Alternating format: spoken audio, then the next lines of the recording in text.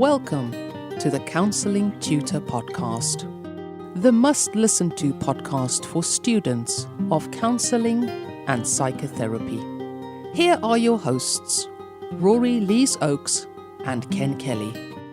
Hello and welcome to the Counselling Tutor Podcast with me, Rory Lees-Oakes, and as always, my good friend and partner in everything therapeutic, Mr. Ken Kelly. How are you doing, Ken? I am delighted to be here, and we're on episode 10. It's the Deca episode. Is that the right way of saying it? Deca episode. Deca. What's Deca episode? Yeah, I thought it was Latin or something for 10. Deca. Deca. I don't know. I'll have to get my Latin book out. Yeah, I don't know. Deca just feels like a 10. It just feels like a milestone hitting 10. And we've had just such fantastic feedback from you, our listeners, and we're so very, very grateful. It seems like you're finding some of our stuff useful, and we're just glad to be here for you. And we've got lots more to look forward to in this episode because Rory is going to be in a moment dipping into REBT. We'll get to that in a moment. In skills today, we're going to be looking at endings. And you may be surprised when you have a listen to that because it's not just the ending of a session. There's a few endings that might be kind of sneak endings that will pop in there as well. And then we're going to be ending off by looking at culture versus ethics, and culture actually trumps ethics. We'll get to that in a moment. But first, I want to bat over to you, Rory, because you're going to be bringing some REBT to us today in Theory with Rory. Absolutely, Ken. And I'm going to be talking about the work of Albert Ellis, a New York-based psychologist.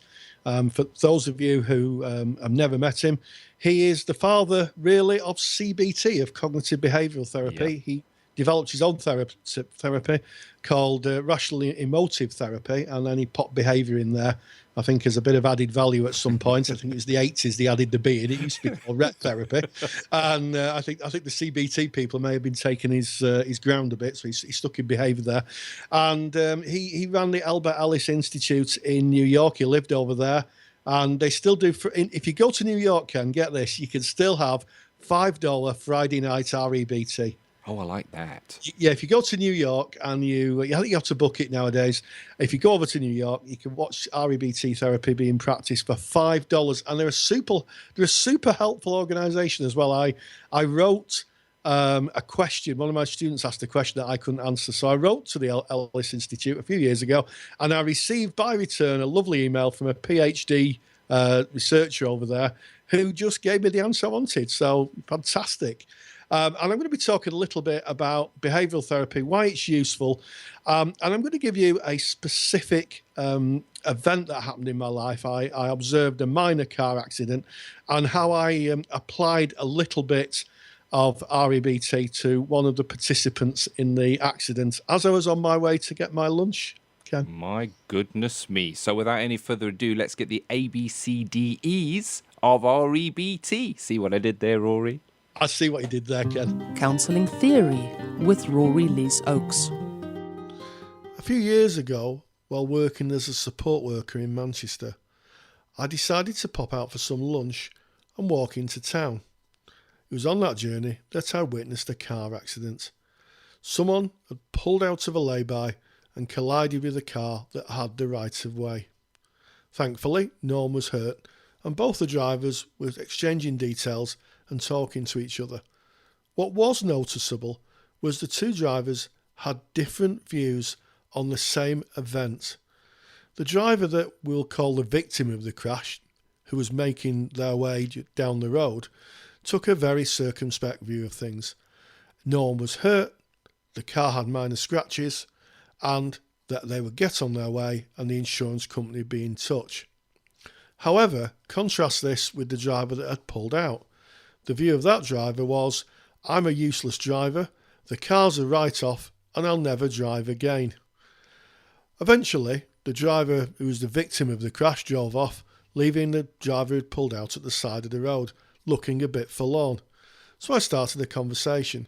I asked if they were all right, and the reply was yes, but the car's a write-off. I said, where's your evidence the car's a write-off? It looks a little bit like panel damage and a few scratches. Does everything work okay? Does it start up? The response came, well, yes. I'm a rubbish driver, was the next response, to which I responded, well, how many accidents have you had? The response came back, well, this is the first one. And how many miles have you driven? Well, lots. So where's your evidence that you're a rubbish driver? The third response, which was equally as interesting, was, I'll never drive again. I pointed out that this was, a possible scenario. However, how are you going to get home? After a few seconds, the driver said, maybe I'll drive, and got in the car and drove off. What I experienced was examples of automatic negative thoughts, and they're sometimes called ants. Sometimes in stressful occasions, we generate very negative thoughts, or sometimes we just generate them in general. And I'm going to give you an example of ants or automatic negative thoughts. I'm going to give you a few examples here. The first is overgeneralization. Does this sound familiar? Where somebody says, always, this always happens. Someone misses a train or a plane. This always happens. Always the same. Every time I try and get on a plane, it's always late. Overgeneralization. Sometimes we have what we call selective abstraction or filtering, concentrating on the negatives. And I can give you an example of that. A few years ago, I did an appraisal with someone and told them how brilliantly they were doing. And all I got back was, yeah, but I'm rubbish at this and I'm rubbish at that and I'm absolutely hopeless at this. And that's sometimes called selective abstraction. It's focusing on the negatives. All or nothing thinking, where somebody believes that they made a mistake and it's literally the end of the world. And so all or nothing thinking may be a tendency to view things at the extremes. And I used to work with a colleague, and if anything went wrong, that was it. It was the end of the world. Nothing could repair it. It was totally destroyed. Whatever was being done could not be now completed. And sometimes personalising things, where people believed that things that were nothing to do with them was their fault. I've worked with a lot of people who say that must be my fault. If I hadn't have walked down the corridor and looked out the window, then the building wouldn't have burnt down. Another one is catastrophizing. Oh, I can't spell it. Catastrophizing. That's the word I'm looking for. Catastrophizing. Overestimating disaster. And we see that a lot sometimes. People who've got fear of flying, it might always going to happen. I know if I get on this plane, the plane's going to fall out of the sky. And finally, mind reading is a really good one. Making assumptions about people's thoughts, feelings and behaviours without checking the evidence. How many times have you heard someone, or maybe experienced it yourself, saying, oh, my boss is looking at me in a funny way, ergo, it's something I've done. Yeah, if that sounds familiar. Well, if any of these sounds familiar, they are actually automatic negative thoughts, or they're sometimes called ants. And, we all get them from time to time. It's part of being human. But it's when people work on those ideas all the time and it causes them trouble in their life that they may seek to go to therapy. So which therapy would they choose? Well, I think it's quite interesting. There's a lot of therapies about, but REBT, Rational Emotive Behavioural Therapy, was developed by Albert Ellis. Now, Albert Ellis was born in America, in New York, in 1913, and to all intents and purposes, he was a very shy person. And he decided one day he needed to get to know women when he was a younger man. So he decided he'd set his goal on speaking to 100 women in Central Park in America. And that's what he did. He wandered around Central Park talking to every woman he could meet to try and get over his shyness of women. And that led him, amongst other things, to develop a therapy called REBT, or Rational Emotive Behavioural Therapy. And it's the cousin of cognitive behavioural therapy. There's lots of similarities, although there are some differences. Now, REBT works on an alphabet called A, B, C, D, and E. So A is the activating event. So an activating event happens in someone's life. And B, a belief system is formed. So if we take the car accident, the activating event was, had a car crash. The belief was, the car will never drive again. I'm a rubbish driver and I'll never drive. Yep, so that's the belief system the person was working on. And C is the consequence, the emotional consequences of A and B.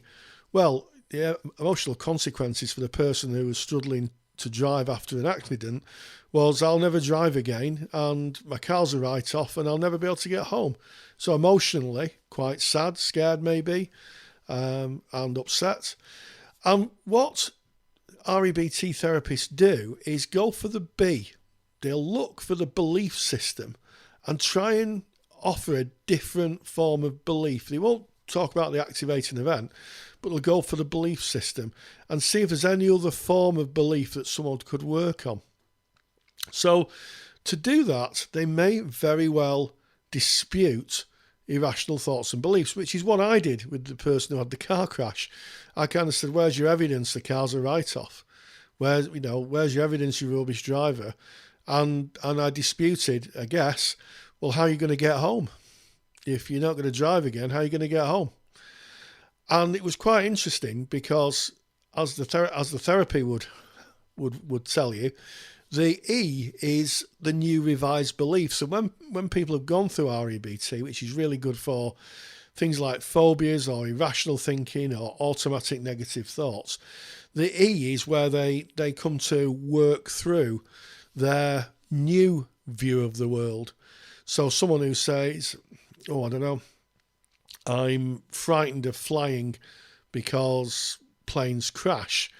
The therapist may very well say to them, well, hey, there are plane crashes, that clearly happens.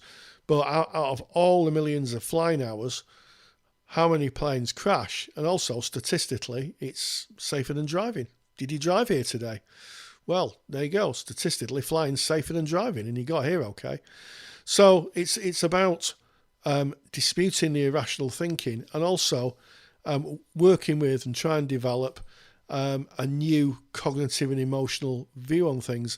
And in fact, Albert Ellis wrote a book called A Guide to Rational Living, and he called it The Semantics of Science and Word Meanings. And he believed that, unlike lower animals, people tell themselves various sane and crazy things. Their beliefs, attitudes and opinions and philosophies take the form of internalized sentences or self-talk. And one of the things that I've had to look at through the years is should, musts and have tos. And someone wrote a book on that called The Tyranny of Shoulds by Karen Horney, I think it was. And effectively, sometimes it's very easy to say, I must do that, I should do this, I ought to do that. And sometimes it's okay to say, I ain't going to do any of those things today, I'm going to just do something for me. So that's an overview of REBT. It sounds a very simple therapy, and I don't want to disrespect the therapy. It is a very straightforward therapy. It's not as complex as the more psychodynamic therapies that have theories of personality, or as complex, I guess, as, say, humanistic therapies that view a phenomenological outlook on the world and how people see it. It's plain and simply just asking people to consider their beliefs, and is there another explanation? Well, I hope you enjoyed this little segment on REBT. If you want to know more about it, go to the show notes page on www.counsellingtutor.com. Remember, that's two L's in counselling, not one. And I'll pop in a little bit of information about REBT, and also I'll put in the examples of automatic negative thoughts, and also I'll put in another irrational series of thoughts. So why don't you have a look at that and tell me what you think on the Facebook page. I really enjoyed that, Rory, and I guess it's about challenging the belief at the end of the day. What more can we do? What more can we do, indeed. And yes, and I don't think I managed to get my sandwich either, which no, I didn't. I used so much time up, I had to go back to the hostel I worked at. But I got a great story out of it, Ken. So hey, and I've dined out on that so many times. So I'm happy not to have a lunch on that occasion. So I think we'll end that there, Ken. Did you see what I did there, Ken? I did. End that there. I did. So you did. So what are you going to be looking at in Skills with Ken today? Well, we're going to be looking at endings, and that may be how to end a session when you see that a client is coming to the end, but it must also be unplanned endings when a client just doesn't come back and you're left there waiting for the client, and how that feels for you. Might be endings around when we go on holiday and how we plan that with the client. So all things endings, Rory. Counselling Skills with Ken Kelly. Endings in counselling, endings in therapy can be tricky. And I want to start this off with an exercise. I want you to have a think in your mind for me. And I want you to think about a time when you in your life experienced a sudden and unexpected ending. Have a think. It may have been a sad loss, a death of a loved one, a pet. It may be the loss of a job that you haven't experienced, where you walked into work one day and they said, that's it, you can't work here anymore. It could be a relationship that you were in. I guess we all have an ending that we can look to. And when you look to that ending, have a think and see how that feels for you. What kind of emotions are still with you from that unexpected ending that kind of came at you? It's almost a feeling of helplessness, and it's amazing that the emotions surrounded with that ending can be with us for some time after the actual ending itself. Then I want to take you on a different path, and I want to ask you to imagine a time when you felt something was drawing on and on and on, and you just wish that this would end for you. And again, examples here, it might be a relationship that you were in that you were unhappy in, and you didn't feel that you could say, you know what, this is not working for me, and you were staying in there just hoping something would change, and it was just carrying on. It could be a job that you hated for years, that you were staying in and just wishing that you were out of it, but you felt trapped in it. How about those visitors, the visitors that won't leave, that they don't get the hints when you're kind of saying, well, look at the time, and we have to be up early in the morning, and they're going, ha, ha, ha, and they just carry on, and they will not go. Have a think about how that felt for you. Now, we're going to be taking those thoughts, those feelings, those emotions that sit with endings and relating them to how that fits in with our counselling, with our therapy, with our clients.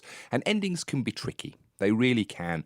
And you only need to look to the BACP complaints, and you're not going to need to look too far before you find a complaint that is surrounding an ending, where maybe a client feels that they were abandoned, or a situation where a client might feel that the therapy stretched on further than they needed it to. So endings can be tricky, and it's something that we certainly need to be focusing on, because endings are part of our skills.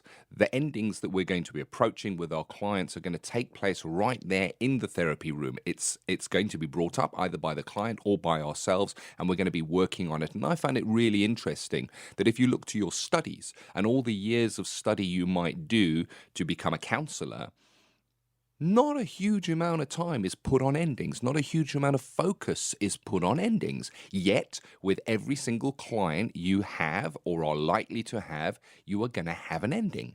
Every time that you go in and you do a simulated skill session, at the end of that skill session, there is an ending of that very skills session. So I think it's really important to look at this, I think, in a little more depth. So why do we see this resistance, I guess, to endings with us as human beings? Because I guess an ending infers in some way that there's going to be a change. Maybe that change is that the client is no longer going to be coming and seeing you and have that support. And we're resistant. We're naturally resistant to change. The other side of this is that as human beings, we have a tendency to seek to avoid loss. And it's interesting when you look to psychological studies that we are more motivated by the fear of loss than we are by the reward of gain. It is a massive factor, and it's kind of hardwired into the human condition. It is who we are. And fear of loss, resistance to change, all key into the endings. One of the dangers of ignoring an ending within a therapeutic relationship is that we can create dependence where the client becomes dependent on our therapeutic meeting place, on the counselling, on you as the counsellor for them to feel okay. And we can look for signs in clients where they say things like, you know what, I wouldn't be able to manage in life if it wasn't for you. Because it's very, I guess, disempowering for that client that instead of the counselling process being an empowering journey for them, that they're putting the client is putting the power onto you, projecting that power onto you, and seeing you as being their lifeline, their anchor, their support, the reason that they are able to function in the world, where counselling, as far as I understand it, is about empowering the client to be able to do that for themselves and to be self-sufficient. So we need to look at dependence. And I guess I know from speaking with some of my learners, sometimes you may be in a session and you feel that the therapeutic work is done.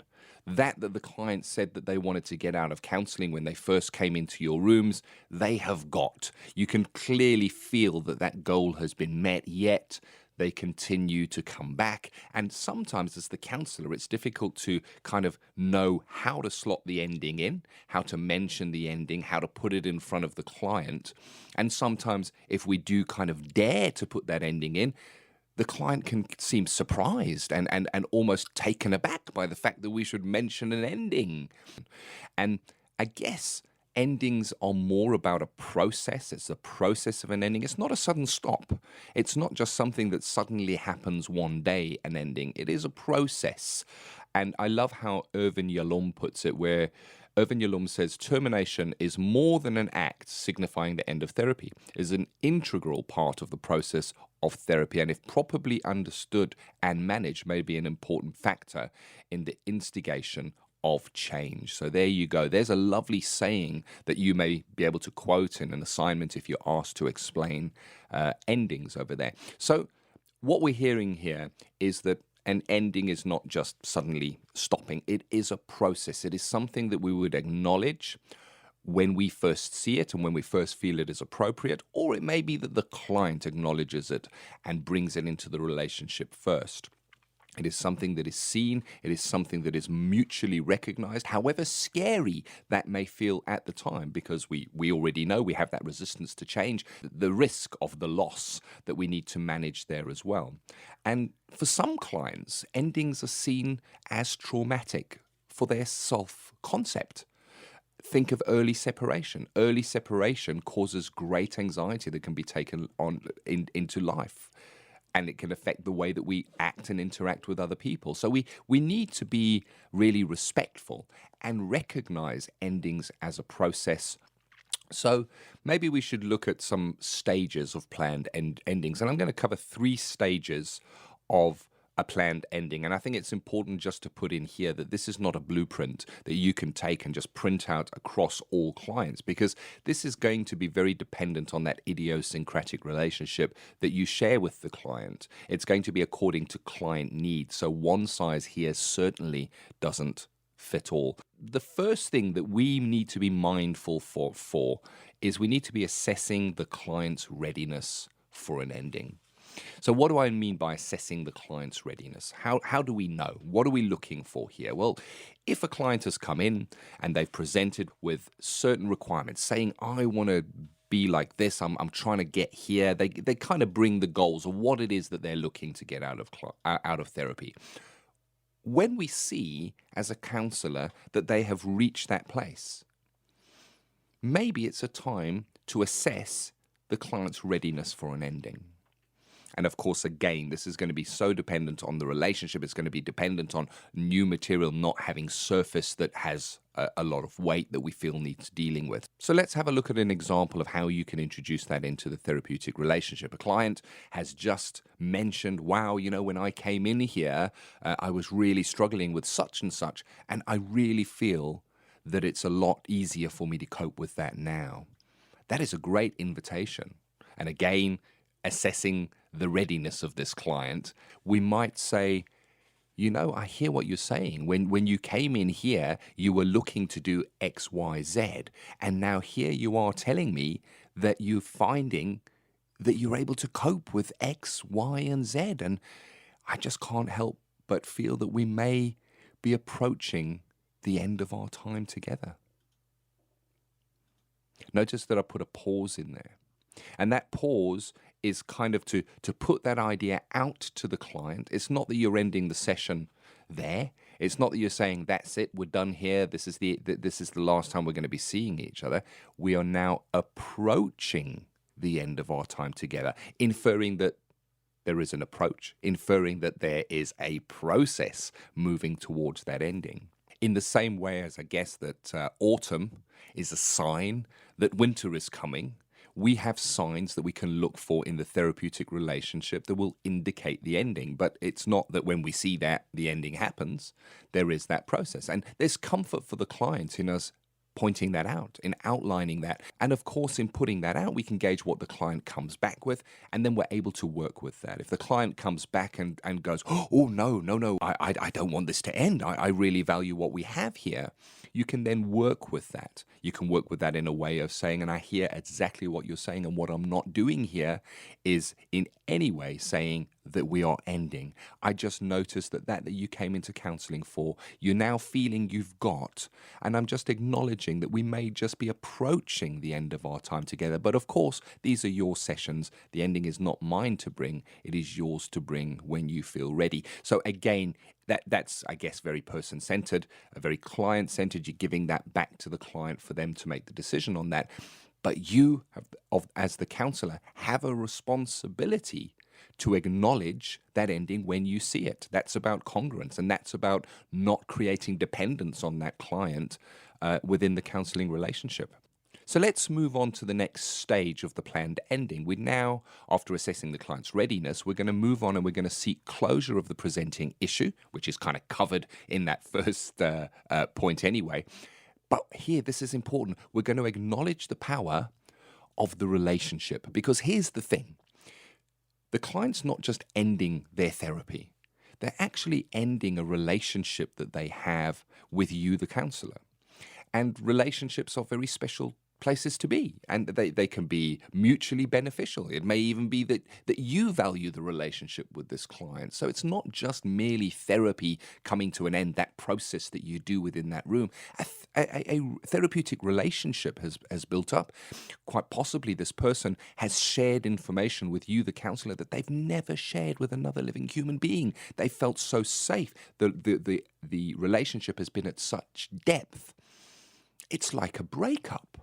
It's like a breakup of a very valued relationship. And we have to acknowledge that as part of the ending process, both for ourselves and for the client, that it's not just, okay, that's the end of therapy, we're going to turn that off now. We have a relationship, the relational part of the relationship that we need to deal with as well. And then the third stage in the planned ending is to empower the client, increase self-resilience. And this is obviously linked right into the self-belief of the client. We need to be working with them within the ending. Once we've acknowledged that ending, maybe we've had some kind of an agreement with the client where they're saying, actually, maybe you're right. Linked into that third stage of empowering the client, increasing that self-resilience, linked into the client's self-belief, I have a little story that I'd like to share with you. It's not mine, but I don't recall where it came up from, but I'm very grateful for it. And I use it in sessions from time to time where it feels appropriate. And let me share it with you now. So let's, just for this moment, imagine that we are in a therapeutic relationship together. And I say to you, I recognize what you've just said, that it's feeling so much better for you now. You're feeling so much lighter. Life just seems so much better for you as we are at this moment. And I can't help but kind of acknowledge that when you came in to see me that first time, this is exactly what you were looking for.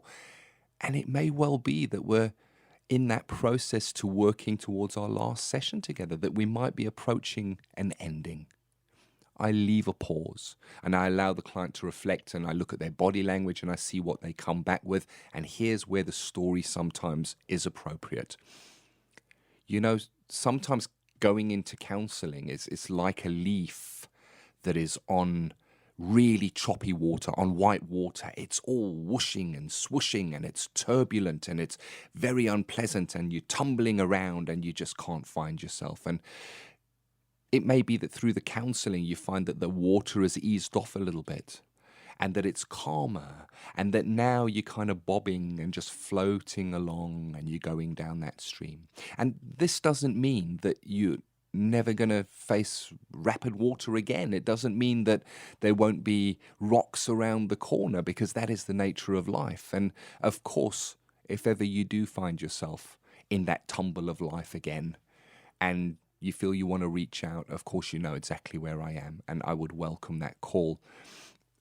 That is appropriate for me. I'm in private practice, so I'm able to do that. That may be trickier if you're working in an agency where you have a set amount of sessions that you need to give to the client. You only may give that amount of sessions. It may not be that easy for them to re-engage. But if that does feel appropriate, I've found that that really resonates with some clients, and it is a beautiful story and I guess a pictorial way of showing an ending. And an ending doesn't mean never again. It just means that it is the ending for now. And it's kind of an acknowledgement that life does go on after that ending. So I guess just coming down to it, best practice is not to end at the first mention of endings. Of course, this changes when it's the client that brings the ending in. If the client is to say, you know what, I think I've got everything I need out of this and I'm on my merry way now, thank you very much, it is their right to do that. So let's have a look at the different kinds of endings that we might face. And you may find some in here that you didn't think of. How about a holiday or a break? For the client may be going on a holiday, maybe going on a break. They may be in a really vulnerable place. It is an ending of your sessions for a period of time. How do you work with the client for them to be able to manage and feel safe during that time? How about if you are going on a holiday or a break? When do you introduce that to your client? How do you manage that within your therapeutic relationship? And best practice here is, as soon as you know that you're having a break or a holiday, introduce that to your client. The longer that you have been seeing your client, in theory, the longer the lead time you should give, saying, hey, I'm going, just to let you know, I won't be here in 2 months' time. Not inferring that you might still be coming in 2 months' time, but I just feel respectful to let you know that in 2 months' time, between this date and this date, I'm not going to be here. And I wonder how we might manage while I'm away and how you might feel during that time, and kind of give that over to them. And you can work on that in therapy. So then we have the planned ending. It's almost like the fairy tale ending. And I guess when we do look at endings in our learning environments as student counselors, we look at the ending and exactly how it should be. What is best practice for the ending? But what about unplanned endings? What about when the client just doesn't come back? How does that feel for you as the counsellor? You have a relationship that you've formed. You don't know what's happened. You don't know why they haven't come back. How do you manage that personally? Of course, we have supervision. You may have other ways, process diary. But it's an ending, and we need to acknowledge it because we're talking about endings today. What about the ending of a session? Every single time you start a session with a client, it's going to have an ending. And you're going to find that there are certain clients that, even though you do the contracting, you outline how much time you have, and you mention, just to let you know, we have 5 minutes left, which again is acknowledging the ending, isn't it? It's kind of, it's starting the process of the ending in a session per session basis. But what about that client that kind of, as you say that, just continues, and you're right there and it's 30 seconds to go? How does that feel for you? What does it bring up for you? And how do you manage that kind of an ending with your client? So in closing, let's have a look at what we might see as indicators of endings from our clients. Well, verbal indication from the client. Very plain, simple, easy to understand. I've got what I needed. Thank you very much. The counselling relationship may become less therapeutic, more chatty. This is a sign that potentially you're working towards an ending. And of course, you can't take that in isolation. You can have heavy sessions and then quite a light chatty session and then back into heavy sessions again, and it may be where the client is. But if you're seeing a pattern of the client coming in almost for a sit down, a chat and a cup of tea, that may be a sign that you're approaching an ending. An interesting one is clients arriving late and missing appointments. Why? Because the counselling is less important to them if they are, and again, I just need to put in here, this needs to be taken on a case-by-case basis, and you need to understand what is motivating that. It may be that they have difficulties in getting to you, in which case, of course, this is not an indication of an ending. But if they are able to get to you and they just start arriving late, missing an appointment, oh, I totally forgot about it, it's a clear indicator that the counselling is maybe not as important to them at that time as when they first engage. And it may well be a sign of an ending, definitely something for you to consider.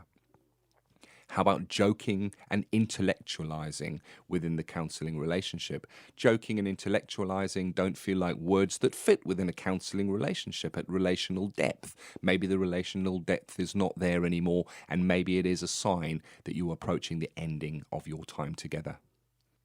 And of course, that word dependence, being mindful of dependence, looking out for dependence, making sure that we're empowering the client to stand on their own 2 feet, to be their own person, to trust in themselves. And one final thought on endings. If you bring an ending into the therapeutic relationship, you see something, you see a sign, you've seen one of those indicators, and you introduce it, and the client is devastated by that. Be mindful to work on the reconstruction of the therapeutic relationship. It can almost feel like a shattering of the therapeutic relationship when that is brought in. Hasn't happened in my experience a lot, but it can happen, and you may misread it because we are only human. If you do bring it in and it does feel like devastation, like a bomb going off within your counselling relationship, have a think at how you might repair the fractures, how you might put that back together again, and I guess continue as you were with the client. And of course, there is the ending that you have no control of, where a client only has a set number of sessions. This is, of course, acknowledged and outlined to the client right from your very first session, where you will say in your contracting, we only have 6 sessions together. But if you are on session 5 and this client is still carrying really heavy material, what is it that you can do? You're now approaching an ending. It doesn't feel like a respectful ending for this client. You have no choice because your agency will only allow this a number of sessions. What is it you can do? Can you negotiate more sessions? Is that appropriate in this instance? Can you maybe refer this client onto somebody else who may be able to offer more sessions? If they're bringing in long time work, historic abuse, 6 sessions is unlikely to be enough time for that client. The end. Well, on hearing that, it just reminds me, it's just so important to have a good ethical ending. And not only that, for the client to really understand there is an ending, because sometimes, you know, clients may be in a place where they're not hearing that. And as I say, being sure how you plan your endings is so important, because it is the source of some of the biggest complaints made to the BACP. 100%. And, you know, we're moving now on to Ask Ken and Rory. It's where we take one of your questions that you may have asked in our Facebook group. And if you're not a member of the Facebook group, just jump on Facebook and put in Counselling Tutor. We're right there at the top, and knock on the door. We're going to let you in the group and you can ask your questions. But Rory, you're going to like today because the question involves a cup of tea, Rory. Oh, fantastic. In fact, I'll just have another cup of tea on the strength of that. Hang on a second.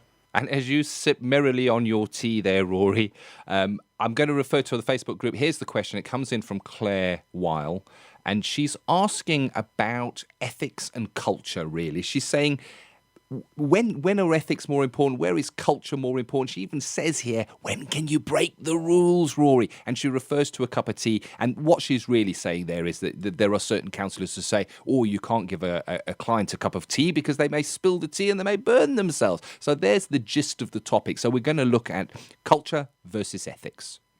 Absolutely. And the tea debate. Well, I have to say, it's unsurprisingly, if you ask me, should you offer a client a cup of tea?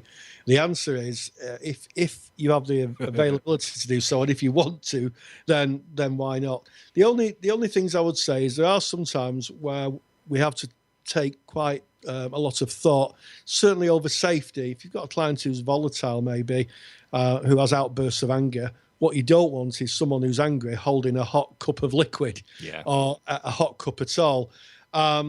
So you might have to think about that. I remember when I worked for an organisation, we had a whole hour dedicated to why we should offer or not offer our clients a cup of tea. And we got into some deep psychodynamic theory around clients hiding behind the cup. I did ask how big the cup we were offering was, if people could actually physically hide behind it. That didn't go down too well. And also lots of debates and about client dependency and things like this. Here's my take on it. I'm a fairly simple northern lad.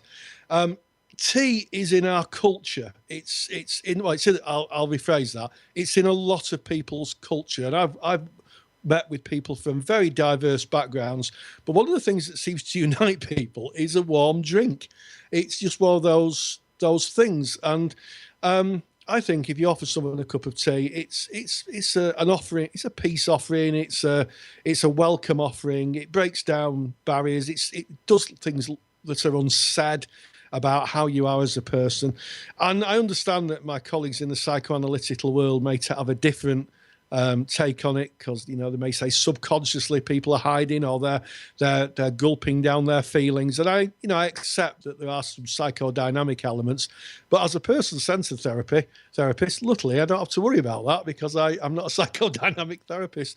What's your take on the great debate? You see, this is a really important topic, and I'm sure you're all scribbling down notes as we talk about tea and therapy here. But me in my practice, Rory, I offer my clients a selection of teas. Actually, they can even have a herbal tea should they choose it, because again, person-centered. But I think that's a great way of going into maybe a deeper topic, which is going to have more meaning to you listening to this, and that is the question of ethics versus culture. Very often you leave your studies and you find yourself working in an agency where they have certain rules and regulations. It's almost a cultural agreement that goes on within the agencies, and you may find that certain things are disagreeable to you, that certain things that are done in the agency that are considered okay jar against your ethical standing as a practitioner.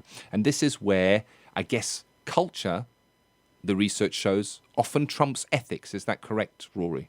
Absolutely. If you get a group of people who are doing the wrong thing on a consistent basis, then it is very, very easy for someone to get sucked in, because the culture is the norm, isn't it? Yep. If we think of the word culture in terms of work practice, it's the norm. This is what we do. We go into the office every day, and this is what we do every day, and then we go home.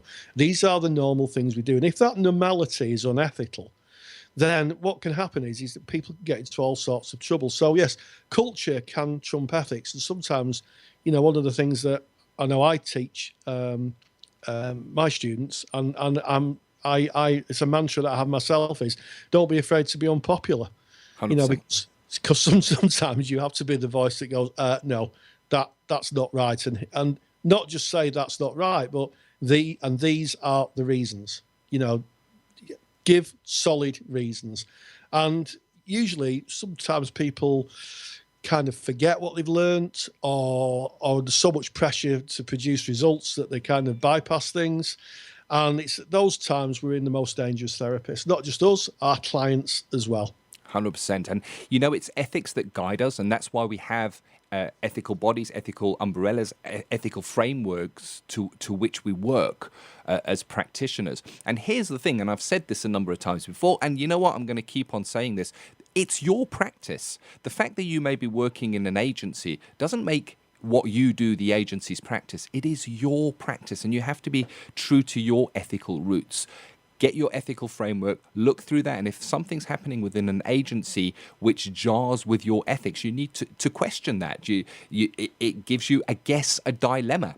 Rory, you got a great tool when facing an ethical dilemma. You use Tim Bond's ethical problem-solving matrix, and that is an amazing document. I wonder if we shouldn't make that available as a download for this episode. Well, maybe, or maybe we make it for another podcast. Maybe we could do a podcast on dealing with ethics. Oh, I like what you're doing. He's putting the hook. He's putting the bait on the hook there, everyone. You're gonna be looking forward to that, because it is really a fantastic document. But it's about you sitting down, looking at that culture. It's very easy to just follow because it's the path of least resistance, the culture of an agency. But if it is compromising your ethical standards, stop and think carefully. Is this the way that you wish to manage your practice?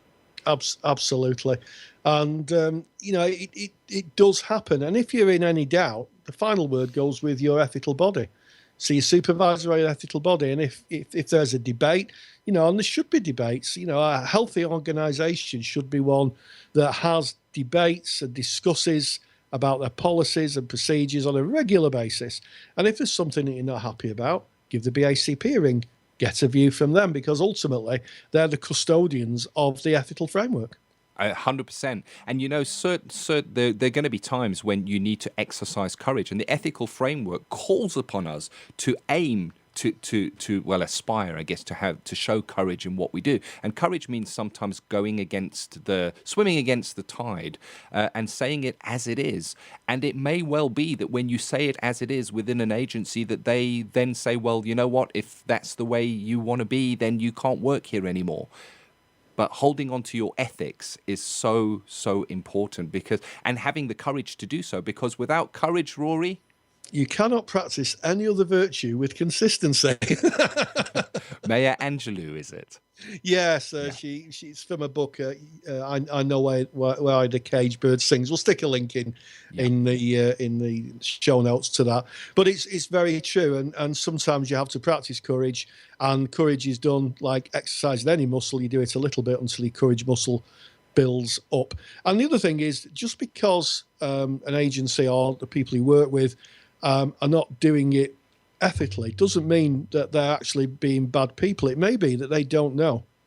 And I think there's something about having, if you're coming out of your training or you're in the midst of your training as a student, you should be being taught the very latest, very best practice.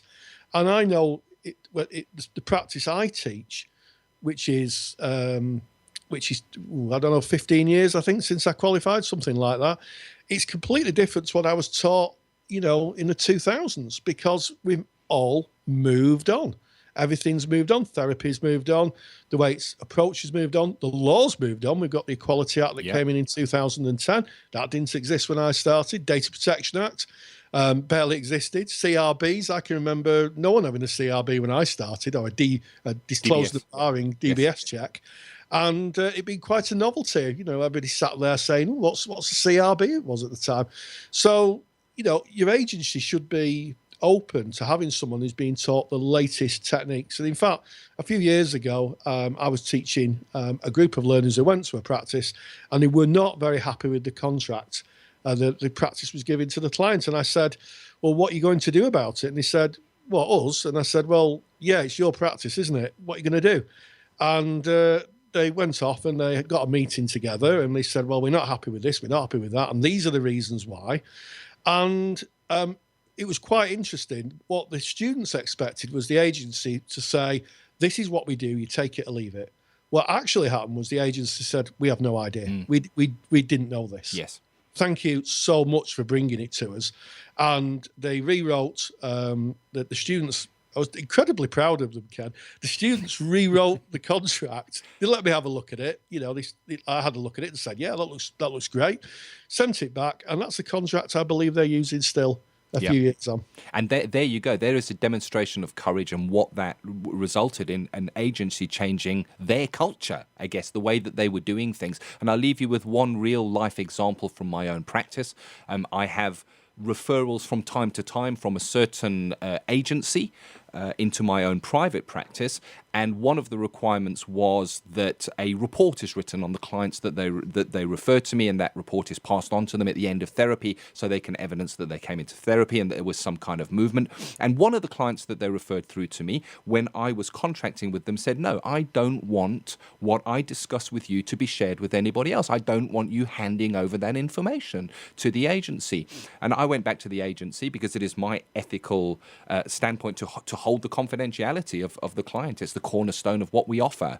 And I went back to the agency and I said, I'm not able to pass you through the report that you're asking for on this client because the client doesn't want their information shared. And the agency said, well, if that's the way that you want to work it, then we won't be referring clients to you from now on.